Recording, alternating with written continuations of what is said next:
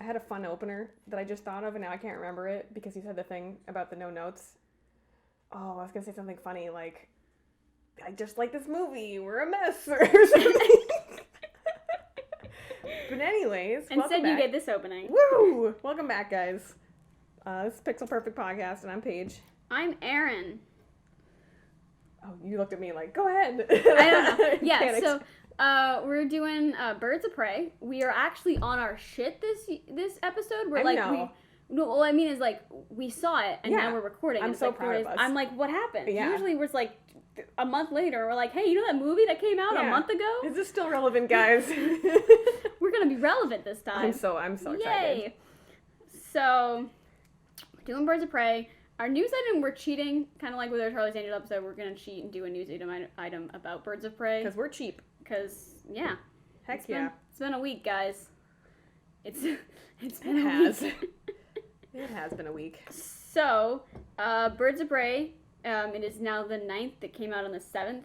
Yep. Directed by Kathy Yan. Yes. And written by Christina Hodson. Yes. Who is the writer of Bumblebee. She wrote Bumblebee. Which I haven't seen yet, but I've heard written down, and in my head it didn't click what Bumblebee was until you just said it like that, and I was like, oh shit, Bumblebee! No, now I understand why that's important. I was like, that sounds like a fun movie. I don't know. It's so bad. I really like the Transformers movies. So I haven't seen Bumblebee. I haven't seen any of the recent ones. I love the first one. Oh yeah. Oh my god, I'm so behind. No, Bumblebee is out. Oh. So I never saw it. I think it's out of theaters. I think it was in theaters. It's probably out of theaters. That sounds familiar.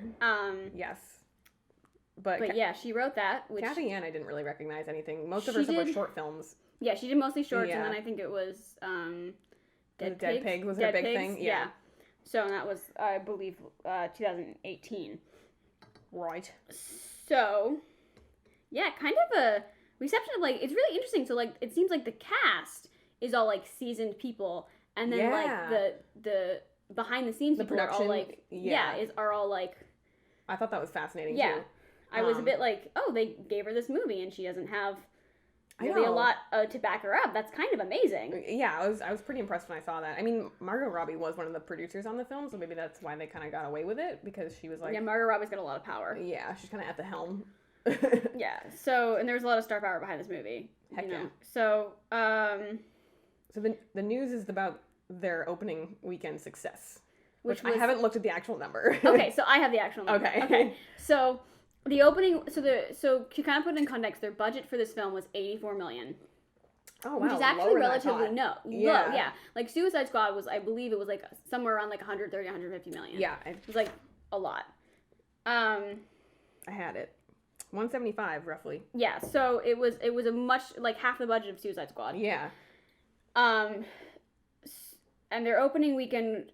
So far, projected opening weekend is $33 million. Ooh. Oof. Which is the lowest DC movie by far. The lowest that I found, aside from Birds of Prey, was Aquaman, and that was $67 million opening weekend, and that went on to make, like, bank. Yeah, that did really well, right? Bank. Yeah, no, I believe it passed the billion mark. Oh, damn. Well, I read that, like...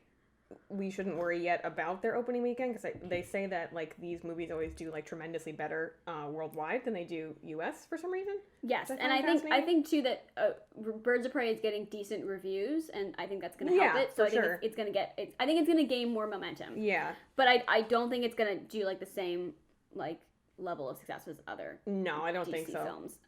They're comparing it to Deadpool a lot. The first one, which had a February opening, was an R-rated comic book movie, and it did much better. Yeah, exactly. Like, I was wondering how much kind of like, I mean, like, I know that Deadpool exists. Yeah. But, like, Deadpool, I was arguing this about my husband. I was arguing semantics with my husband, like, recently, like, today before you came over.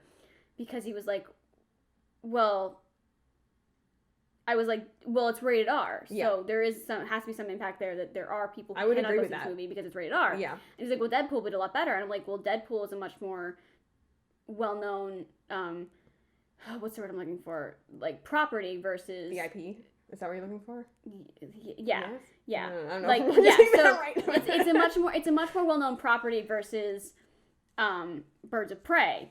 And he's like, yeah, but you have Harley Quinn. I'm like, yeah, you have Harley Quinn, but the title is still Birds of Prey. It's still Birds of Prey. With like an asterisk with an epically long extra title, and then her name still isn't even to the end of that extra long title. Right. Yeah, so, I mean, you watch the movie, it's very clearly Harley Quinn's movie. Yeah, absolutely. But, like, it's still Birds of Prey versus, like, Deadpool, who has, I think, is a much more well-known character than Birds of Prey. So I don't feel like...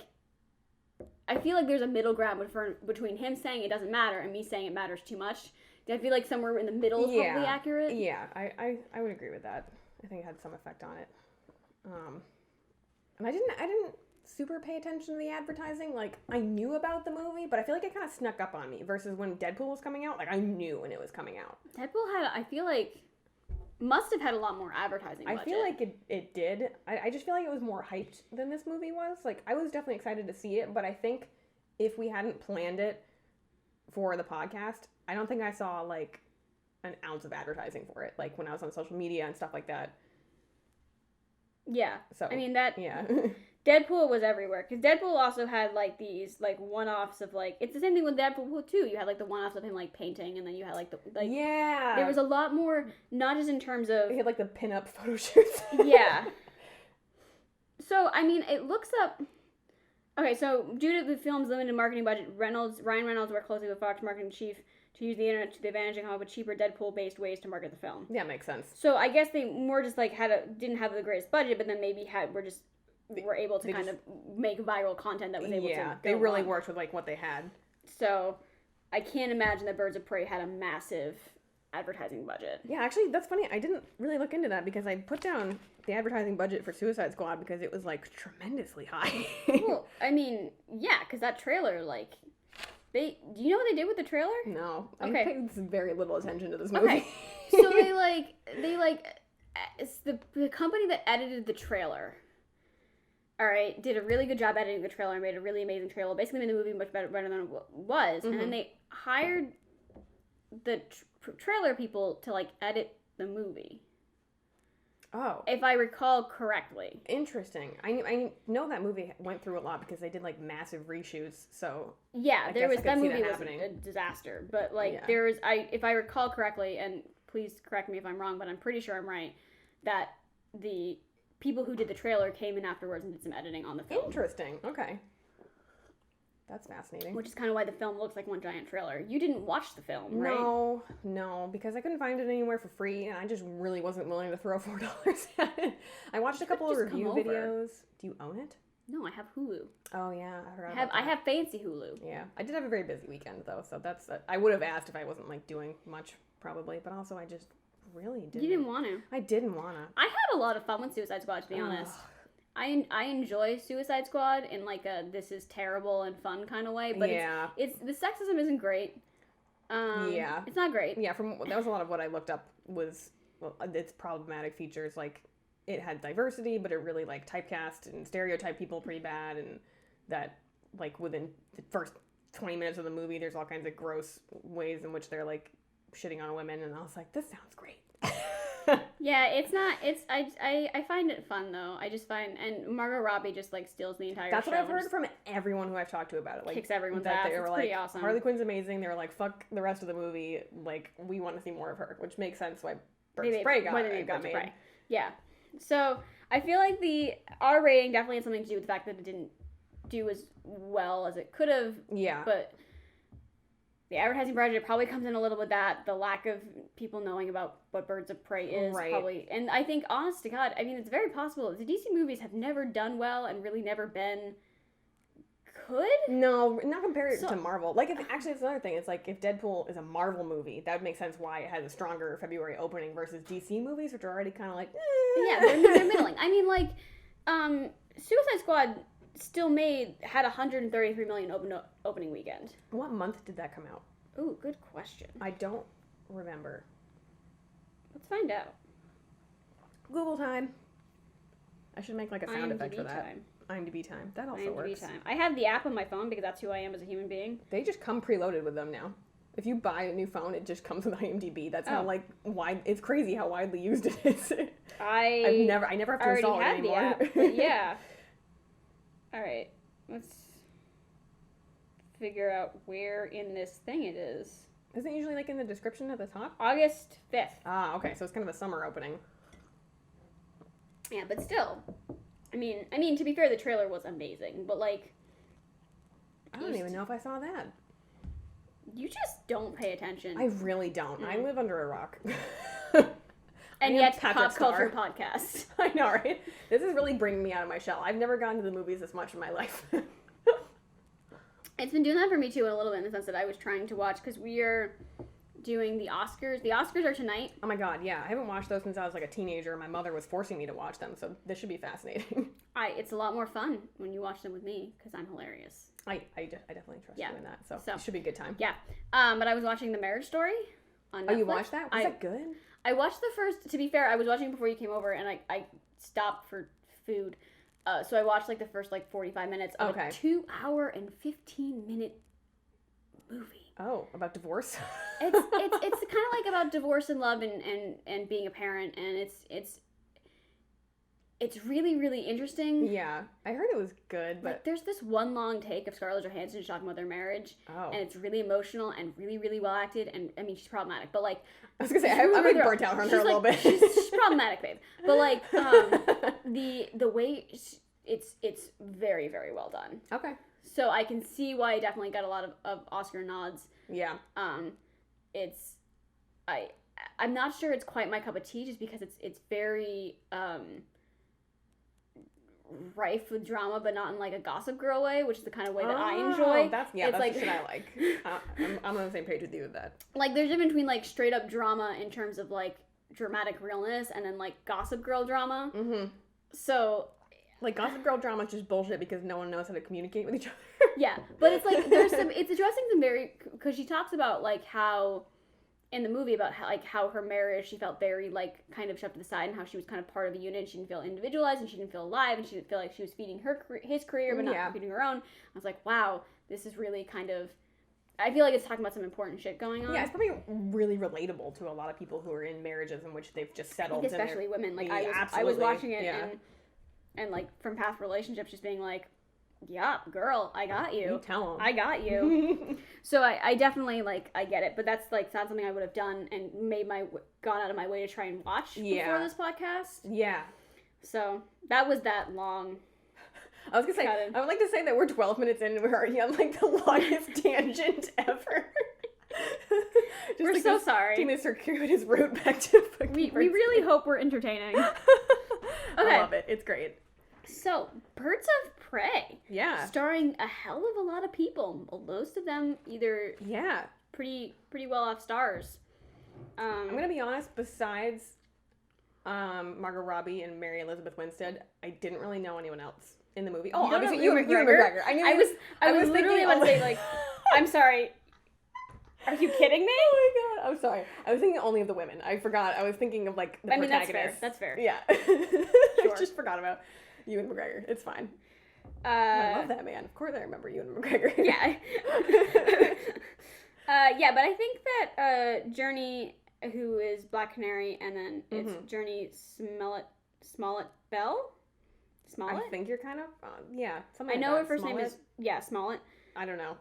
We're terrible. We're trying. And then Ella J. Bosco is Cassandra Cain. Mm-hmm. And I don't really know them too well. Yeah. But, like, Rosie Perez, I've seen enough of that. I'm like, oh, yeah, you're familiar. She was the cop lady. The cop lady. Yeah.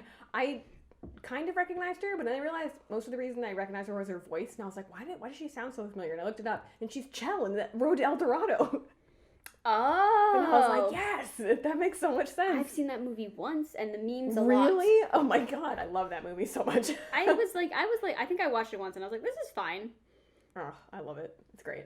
All right, so it's been really interesting. Paige and I have been going back and forth about this movie. With really awkward text exchanges. Yes. Because, of course, we do this thing where we have a rule where we don't talk about things before we talk about them in the podcast. So we just did, like, this weird text exchange. It was like, with zero context, did you like the movie? Yeah. Because you sent me the text about, like, oh, we have a lot to talk about. And I immediately panicked and was like, oh, I think we have very different opinions. And I was just like, okay, I need to know what you thought. So let's start with your general thoughts on Birds of Prey. I enjoyed it. Okay. I liked it. Okay. I probably wouldn't see it again willingly. Okay. I don't think I liked it enough. Yeah. I was like, this was enjoyable. I had fun watching it. It was a fun time. Worth going to the movies. Sure. Okay. Yeah. All right. But yeah, I do have like problems with various aspects that I think contribute to me not wanting to be like, woo, yeah, I love this. What are they? Well, I want to hear what you're telling me. All right. So before we jump down the rabbit hole. Oh my god, we're already jumping down the rabbit hole if you're having me talk. Oh no. So I think there were things this movie did really well. I can agree with that. I think there were places this movie struggled. Uh-huh. I can also agree with that. I think that I enjoyed this movie for what it was and don't want to see it again. Yeah. I'd be fine if I lived my whole life never seeing it again. I mean, I'd rewatch those fight scenes over and over and over again. Those were, to be totally fair, my major problem Tell with the me. movie. I hated the fight scenes. Tell me why. Because of Brendan, my husband, has ruined me with action because he's so obsessive about what accurate fight scenes look like, and he's had me watch like HEMA videos with them. And you can't do that with superhero movies. I know, but it killed me. It like totally, and plus because in my I was gonna say your husband's knowledge came from the same place that my knowledge did. But he's gone beyond that too. He used to practice sparring a lot, and he's like done like I know, but like. Yeah. I know what realistic fighting was, and you can still like chill out and enjoy the movie. It was like really frustrating. There were definitely moments where I was like, okay, this is lots of fun, but like certain things kept sticking out to me that were bothering me. Can we talk about the moment with the bat though? Which moment? Because we were talking about like things that would have worked. The moment in the bat where she twists his hands to get out of his grip. Oh, where you noticed that where she like used the bat, stuck in his hands, and then twisted it so that he could get out of his. Okay, so I think I gotta word this better. In terms of what she was doing, that didn't bother me so much. Okay. It's things that are problematic that I feel like in action scenes that people don't account for. Mostly it's the way people come at the protagonist one at a time that really bothers me. Because if you like take your eyes off the actor for a minute and you just like watch people on the side like wiggling around like, I'm waiting for my turn, and it really bothers me. Yeah. It's just bothersome. I mean, yeah, but like, I don't know. I get it and I don't. Yeah. Like, because I get it, because, like, as a fighter, I will, like, watch these scenes and be like, what are you doing? Yeah, you're like, that makes zero sense. What the fuck is this? But, like, I think also partly because in my novel I have several fight scenes, and I've been, like, really, like, trying to get them to be cool while also being kind of logical, because it's just, like, what I want from it. So, like, to me, I was just watching it, and I was like, I don't like this. I liked how they fought like women, though. Yes. That was really, I would agree with that. I really, really enjoyed the fact that they, like, because it's, like, the same way it's, like, when you, like... They didn't fight like they were going to be stronger than their opponents. They fought like they had to be smarter than their opponents, which is I enjoyed a lot because, like, especially because I'm, for those you can't see me, you don't know this. I'm 4'11". I'm very, very tiny. She would kick my ass though, and I'm 7 inches taller than her. I have to fight very differently as a small, tiny woman than I would if I was like. I would agree with that because I was thinking like if Brendan was there, I'd be like he'd be criticizing the kicks all over the place. But I'm like, but I think the kicks make more sense for women because I think there's going to just be more strength in that particular. And part of their body, especially because like they're going after sensitive areas. You know what I mean? Like they're they're going after knees. They're going after like like they're not trying to like kick you in the chest and hope it does something. Absolutely. So yeah, the beard lighting on fire also irritated me. Why? Because that doesn't happen. It also out of all the people, so I went to see this movie with my cousin who is like the most easy to please person when it comes to movies. She loves everything. Doesn't Sarah? Matter. Yeah. Okay.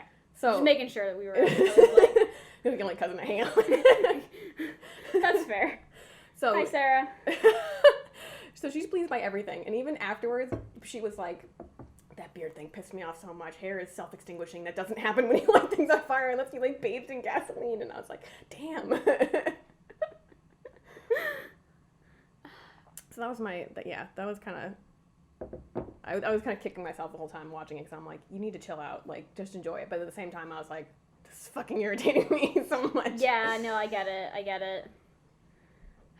But I did like the way it was different than other action scenes. Like, I feel like especially in an R-rated movie, so many action scenes are quick to gore and epic violence, and she just comes in with a fun gun and just shoots people with glitter and paint. And I was like, crazy. I love this. And I feel like, she's looking at like a bunch of her weapons and she's like, I'm gonna take the bat. Yeah. I'm just gonna break your kneecaps, man. It's gonna be awesome. Absolutely. It's just, yeah, I agree.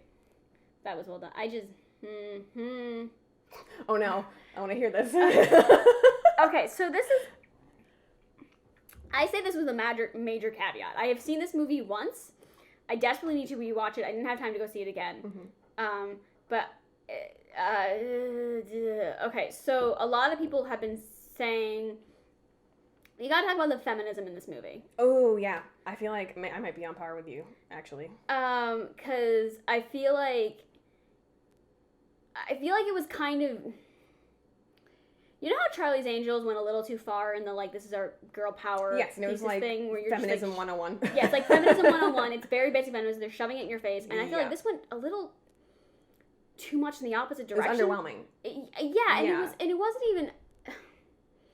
Again, so this is where the me having to watch it a second time comes into play.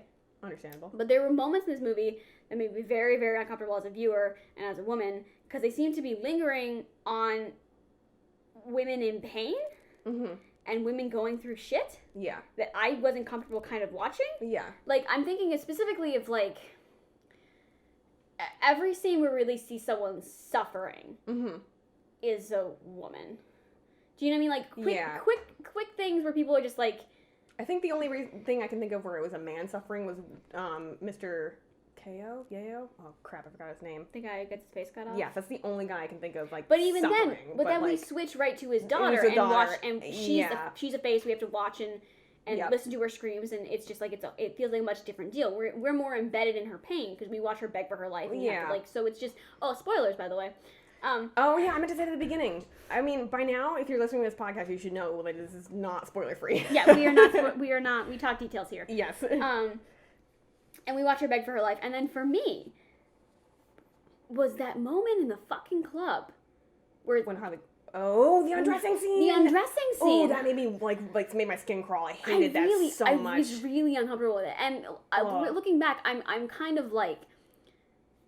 I'm not sure the camera lingered too much on her. I mean, it definitely didn't sexualize her, but at the same time, it felt very comfortable. I felt like settling on women's pain. And not just that, but, like, immediately taking the moment away from her and then, like, trying to make you feel bad for the guy cutting her dress off. And I was like, no, this isn't about him. Like, fuck you. I mean, and I feel like this moment was almost trying to condemn that guy, being like, this guy rather would cut off her dress than kind of just say no. Like, I definitely hated him after that. I felt like these moments, I think what they were trying to do was make men feel uncomfortable. Of like, you have to watch this woman suffer, and you have to notice that a man is doing this, and you have to see what this does. So, for instance, when you have to, like, you have the Harley almost gets raped scenes, and she's getting shoved in the back of a van. Yeah. I feel like that scene wasn't so much for the benefit of us as it was for the benefit of men. Yeah. And to have men look at these scenes and become uncomfortable. Yeah. The result is that it feels very, like... no offense to y'all fellows out there, but I feel like a lot of you wouldn't have picked up on it anyways. Like, I don't know. And like the club scene, specifically the undressing scene. Yeah. I left that scene going, what was the fucking point? Yeah, I hated that. Like, what was the point of that scene? We already knew Sionis sucked. Right. So, like, that was unnecessary. We already knew he was unhinged. We already knew he was psycho. We already knew he was possessive. We already nothing. Knew yeah, and it's just... And it was really interesting because I read this review that was like, come for the fun fights and stay for the takedown of rape culture, and I was like, where? What? Where? Yeah. Where are you seeing this? I guess I just didn't, and I just felt like it almost went into a male gazy realm a little bit for me, where I felt like it was filmed like, which is not to say that men and women have to film differently or that. Mm-hmm. You know what I mean? Like, it gets into a very complicated area of what intrinsic filming looks like. Okay. Do you know what I mean? Like, how we film intrinsically as people. Right. But you have, like Patty Jenkins, who directed Wonder Woman. Right. And you have her very much... Fabulous. She's very much... She films as a woman. She's not sexualizing. She's not exploitative. Yep. She's very much filming with compassion, kind of, in a way that I feel like this movie doesn't do. Yeah. I feel like this movie didn't really have any compassion for the women who were... Because even, like, you have...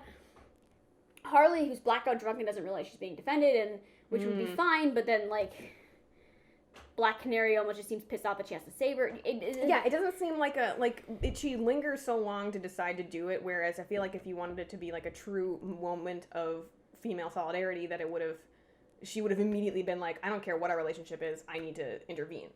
Right. But the lingering made it seem like, oh, this is annoying. I mean, you knew she was going to go back, but you're still you're like, this is going on too long. Yeah. That's what I mean, is that everything felt way more extended than it needed to be. Like, every time a woman was suffering on screen, it felt like it had to be extended more than it needed to be. And it was also, oh, God, what was I going to say? It just felt kind of,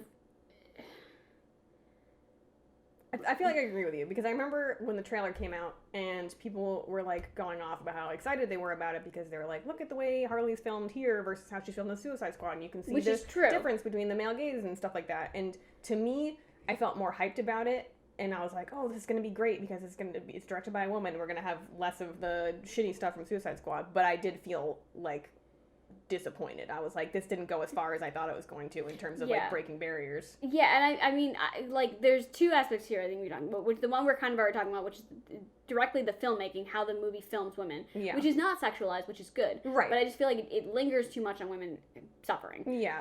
And then the content, which is on some level very like, it doesn't condemn Harley for having a relationship with, the Joker, and which is good. Which is nice, yeah. Yes. But I felt like I didn't get kind of the grow up that I wanted. Like, I felt like there wasn't quite enough substance for me in terms of her change. I guess I can see what you're saying. Like, I like, what I'm saying is that I maybe my expectations for the movie were too high, that I wanted too much from this movie. Yeah. Well, I'm in the same boat as you. But I think I understand what you're saying, because, like, in terms of her, like, change, the only reason she switched to fighting with them all in the end is because she got caught. If she hadn't got caught, she probably would have handed the kid over and moved on with their life. Yeah, and it's not even just that. It's more just, like, for me, it was kind of like she... Like, she has that whole speech at the end where she shoots the statue in the head, where she's like, everyone should be afraid of me because I'm Harley freaking Quinn. No one should be afraid of Joker. And so I think that was kind of the underlying point, that everyone's underestimates Harley Quinn, partially because she's a woman. Right. Well, like, Harley Quinn's, like, one scary bitch who can, like, take down an entire group of guys. But I was just kind of like, I wanted more nuance, I guess what I'm saying. Yeah, I can understand that. And I kind of... fair.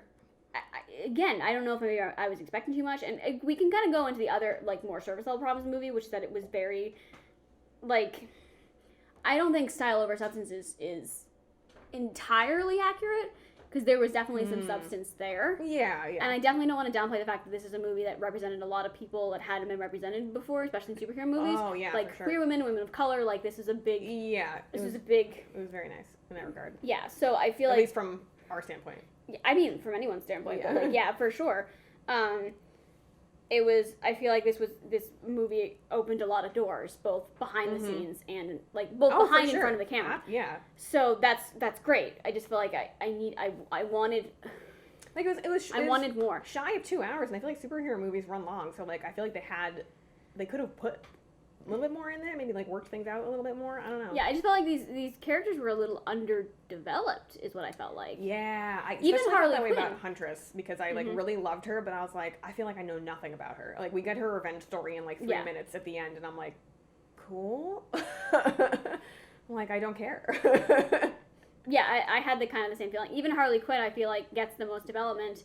Harley Quinn gets the most development. Black Canary gets the next most development, and then everyone after that kind of gets scraps. Pretty much.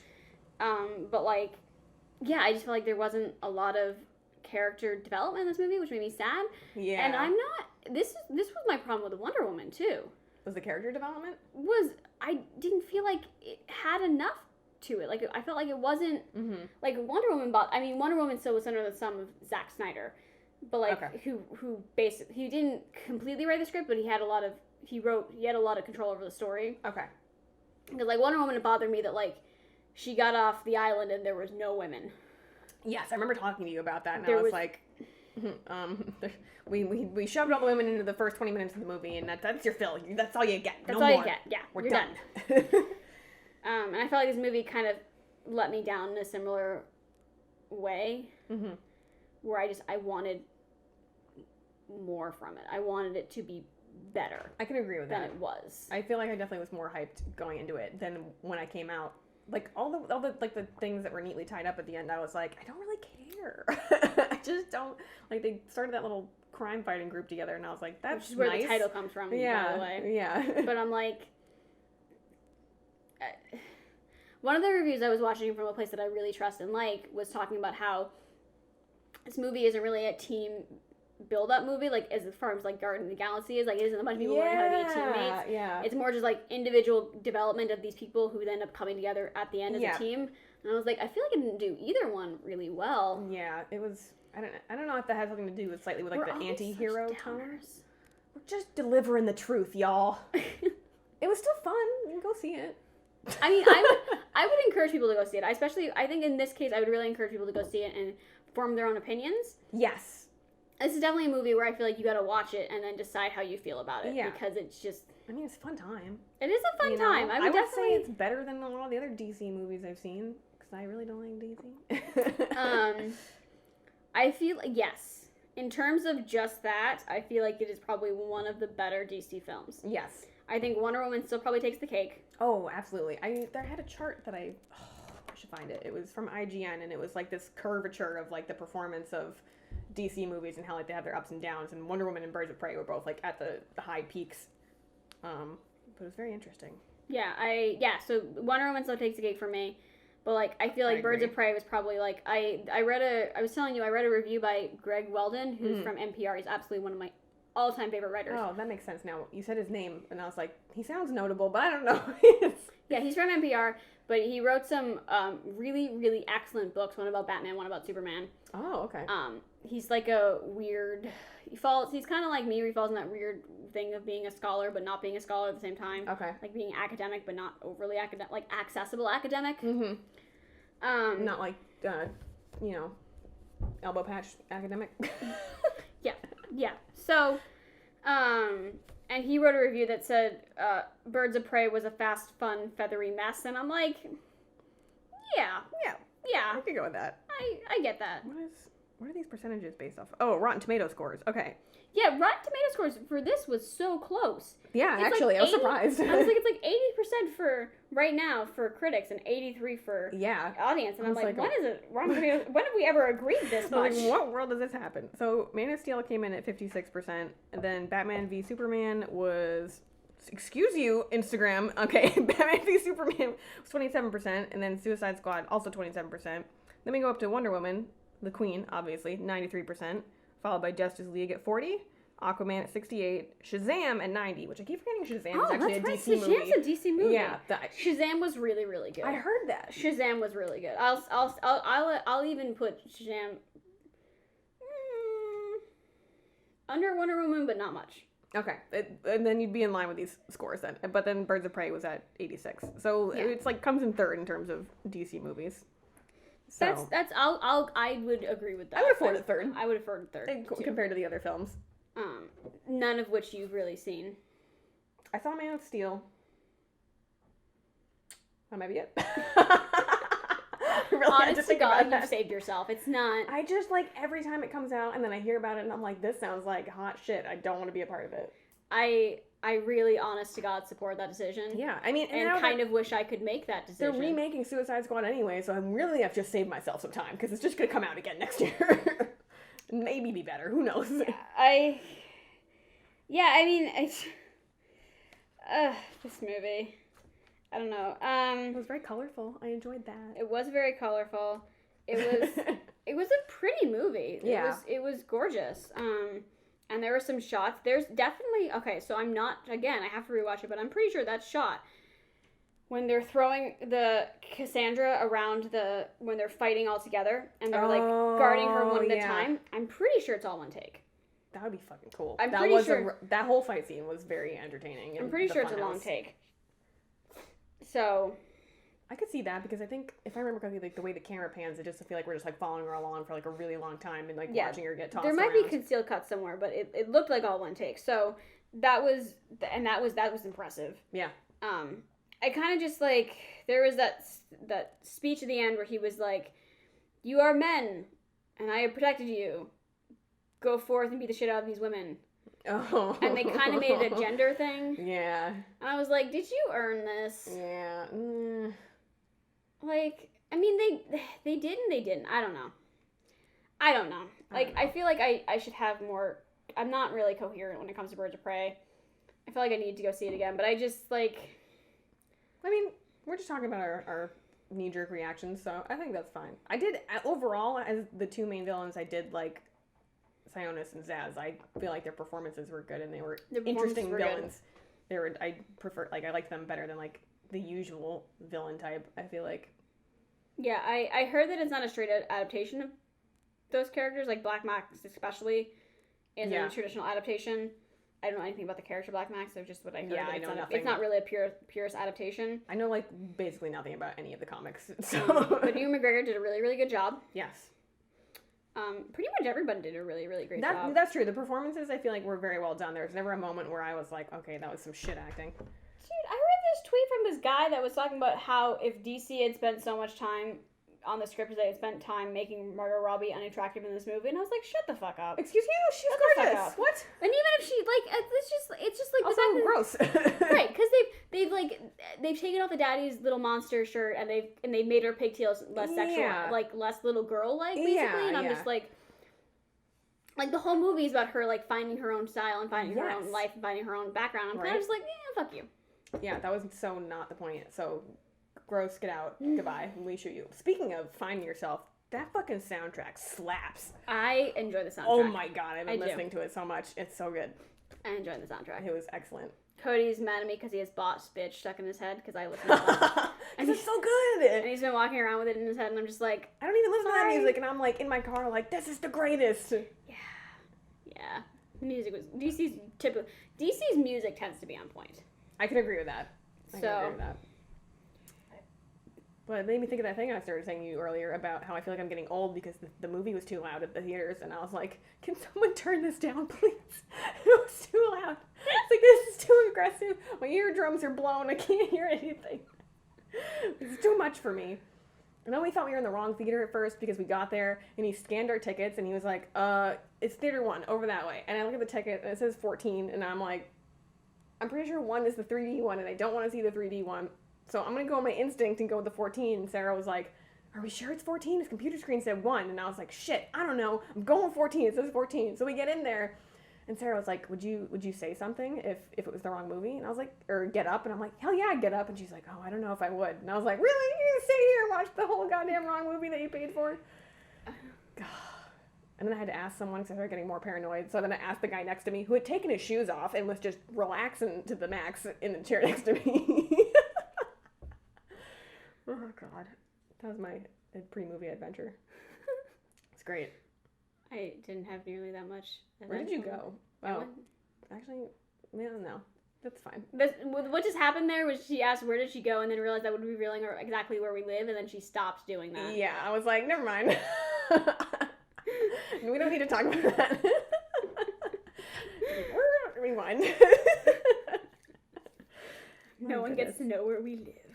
I mean, I think we already mentioned New Hampshire, but beyond that. We're in New Hampshire, yeah. But if we ever get famous, we're going to, like, set up a P.O. box and you guys can send us stuff. Send us movies to watch. Yeah. Oh, my God. That would be the coolest shit ever. I know. That's what they do for Film Joy, which everyone should watch, by the way, is they do these deep dives of, like... Yeah, so Film Joy does these deep dives of movies, of bad movies, and they specifically have to find things to love about the bad movies. Oh, okay. I think you mentioned this to me before. Yes, and people, like, mail them DVDs to watch. That's fantastic. I know. I love it. Yeah. But, like... I'm hoping the one day we get to the point where, like, people will, like, ask us to watch certain things or, like, yeah. And even if you're our single one listener, feel free to make demands. It's fine. Yes, please. If you've been listening to every episode, please tell us what you would like us to do. We have one request from a listener to do Edgar Wright, or at the very minimum, Scott Pilgrim versus the World. Oh, really? Okay. Yes. So I feel like I know who that was. Yeah, he's the director of Scott Pilgrim. No, I mean, I feel like I know who requested it. Oh, yeah.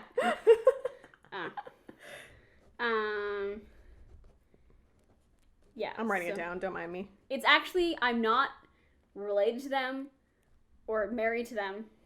Then I'm definitely think I know who it is. We have like no listeners. It's fine. Okay. We'll get there. Yeah, we'll get there. And I like Scott Pilgrim, and I really like Mary Elizabeth Winstead, so I'm fine with this. Actually, I'm gonna ruin this movie for all the fanboys by talking about how it's a really good example of an abuse narrative, but like, Scott Pilgrim? Oh yeah.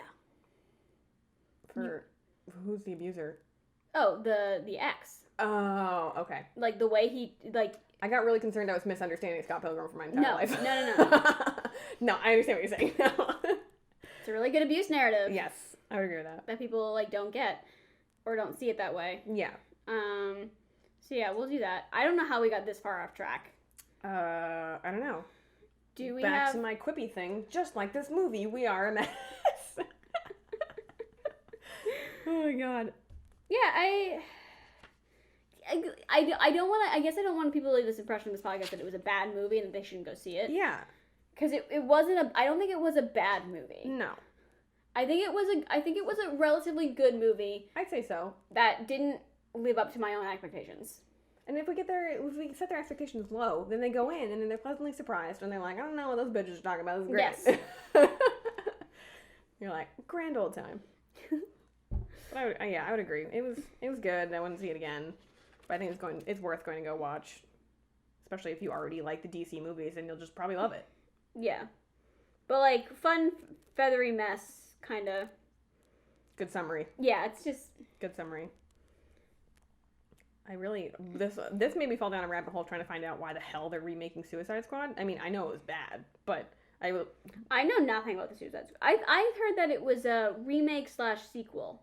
Someone talked to what the hell is his name? The guy who got fired from Guardians of the Galaxy, but then he got re-signed. Oh, I know what you're talking about. That director dude. James Gunn? Yes. Okay. I was like, I don't know if that's right or not. But someone did an interview with him and they were like, oh, why isn't it called Suicide Squad 2? And he was like, oh, it's not really a sequel, it's more of like a whole reboot. So I don't understand that. The movie's not that old. Yeah, but it was that bad. That's true. But like some people are returning, a lot of people aren't. A lot of new people have been announced. But yeah, so I just think it's weird. It's coming out next year. You're talking about another weird. Do you watch Lindsay Ellis? I have a handful of times, mostly with you, I think. You should watch Lindsay Ellis. There's a lot of things I should do. Lindsay Ellis is amazing, but there was this article from IndieWire that came out about Robert Pattinson's Batman. Oh, I'm so excited for that, honestly. And apparently, like, one of the cast members said that this Batman would be so raw and not sanitized, and Lindsay Ellis retweeted the article and was like, this time, Batman doesn't wash his hands after he uses a public toilet. I was like, oh my god. I love it. DC, man. I just feel like they keep, like, doing the same things over and over again. It's like, stop. Yeah, well, I mean... Batman fatigue. I mean, I'm excited to see Robert Pattinson. I am actually legitimately excited for that. I'm not sure what they mean by not sanitized, but... I don't know, it just sounds like... Like Batman uses his wash his hands after using public toilet? That and like, I don't know, that isn't Batman already that kind of hero anyway, so well, it just like sounds... to respect Batman as raw, and I'm like, are you being original? Yeah, I was gonna say this. I was like, so he's gonna be Batman? That's like that was my thought. Yeah. I think if you're gonna be original, just make him like a really ridiculous optimist. Well, for no reason. if you're gonna make a Batman original, you'd end up having to like make more of like a '60s Batman of just like which everyone would hate you. Oh my god, but it would be hilarious. Oh god. Are we? I feel like this might end up being one of our shorter episodes. Yeah, that's because I think I'm out. Oh my god, are you out? That's my feelings, yo. Okay. What the hell does... Oh, sorry. I was reading my handwriting and I couldn't read a word and I figured it out. It was bad. But, yeah. So, yeah, final things. Go see the movie. Yeah, I would say just go see Definitely support the movie. Yeah. Because even if you're like, do I want to go see Suicide Squad? Do I want to see The Birds of Prey? I'm like, yeah, you do. Because you want to support movies where people of color and queer people and are being represented because you just... These movies have to make money. Being otherwise they will stop being made by these people. Like, yeah.